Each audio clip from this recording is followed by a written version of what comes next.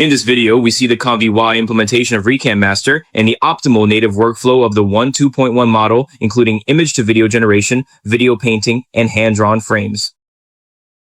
We first look at how ReCamMaster works. It still relies on the Wan2.1 video generation model. Its function is basically to take any input video and generate a new video with the same scene but different perspectives. Then let's take a look at the workflow. I'm using the RunningHub online ComfyUI execution platform here. This process itself comes from KJ's plugin implementation as examples. Compared to previous models, we have added this new model, which was trained using 30,000 virtual scenes created by Bilibili. This is an advantage. The issue is that the original implementation of this model was based on an internal text-to-video generation model developed by Xiaohongshu, not Wan2.1. The implementation we see now at 2 million points may have some performance losses. Its function in the workflow is at this node, you can see there are 10 preset options: shift right, shift left, tilt up, tilt down, zoom in, and magnify.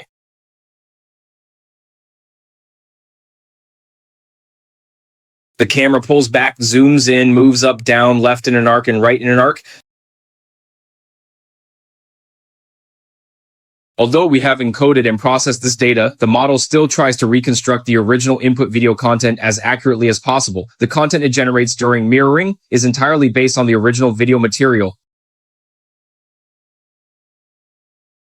The effect is exactly as shown at the beginning. If we don't add anything related to faces, the effect is actually very good. But once the camera focuses on the face as the shot moves, the face may actually suffer some degradation. You could say it's a loss of facial consistency. Here, I originally used a forestry model, but switched to mini CPM instead. Notice that our input here is like a video, so the reverse prompting should also be based on a model capable of reversing videos. I have completely removed the set and get nodes, connecting them directly instead, which is more beneficial for personal learning. At the upscaling node, I use CFG Zero Star and Enhanced Video. These are my two commonly used upscaling nodes for the 1.3B model. Navigate to Running Hardware AI, or click the link in the description to register and get 120 HB. Log in every day to receive an additional 100 points. The corresponding AI workflow and one-click AI applications have been deployed online and can now be run and tested online. Then we look at the optimal implementation of image-to-video generation in 1.2.1. So the optimal implementation I'm referring to here means the best implementation at each node. Whether it's actually optimal depends on everyone's own adjustments. The workflow here uses an in-paint model from version 2.1. What can in-paint be used for? Can be used as image-to-video input and as start/end frames.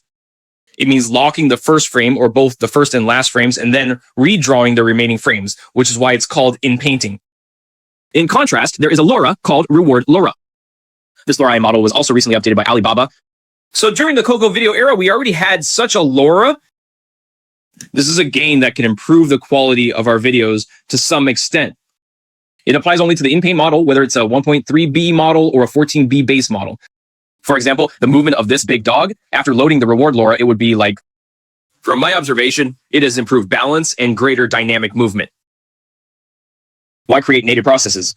Due to performance requirements, native processes tend to have lower efficiency compared to plugins in the K world. Seeing the detail image adapted with width and height dimensions, which refers to our rendered frame count. As processes become more complex, we need to adjust and constrain an increasing number of input parameters. I will standardize all the processes. If the width and height are long, then the width and height should follow the rule of being multiples of 16, and the length should be 4n+1. In terms of node operations, Tcache 0.26 fully follows KJ's highest level acceleration configuration, with all features like CFG Zero Star SRG enhancement and video gain used to boost performance. Essentially, it's similar to the 4 main pillars around the KJ node I mentioned before. This is basically a fundamental workflow for generating videos from images. Take note, this node also shows the in-pan attribute. For image video generation, we just need to input the first frame.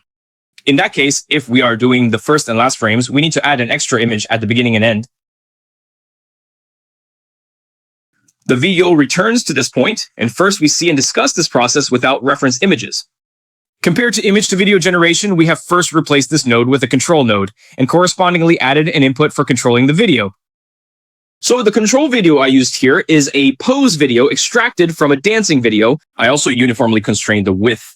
Tall height adjust according to the rules mentioned just now. If we want to insert another preprocessor here to generate another process video, such as a depth map, we need to enable both nodes to perform image blending. It's actually not recommended to mix more than 2 effects together, meaning mixing at most 2 control effects is relatively reasonable. There's no electricity here to power frame, so the effect is entirely based on our manually crafted prompts. The prompt I used is a Korean female streamer dancing in a street city setting. The result is very reasonable. In fact, now AI-generated content has already reached a very high level of authenticity. It means that we often consciously or unconsciously ask AI to generate something more than perfect, but the more perfect it is, the less realistic it becomes. Of course, we may also have a need for relatively better things. At this point, we might need to add a safety pin. Then we can connect our star image input to our reference image. This can be called a thread guide for video to video, or a reference image because its effect will influence all subsequent stitches we make with our hands. There was a previous video showing a train moving with Van Gogh style effects, which uses the same principle. It refers to an image and is hand-drawn frame by frame. This section can be typed manually, and precise descriptions can guide the generated content to produce better results. So most of the time, this channel shares open source models and projects, but closed source models are where RunningHub really shines. He has significantly lowered the prices of many popular models, like video. Some models like Heling and Wanxiang have specifications that are even lower than the officially announced prices. The more you use it, the more you'll realize that saving up bit by bit really saves money in the long run.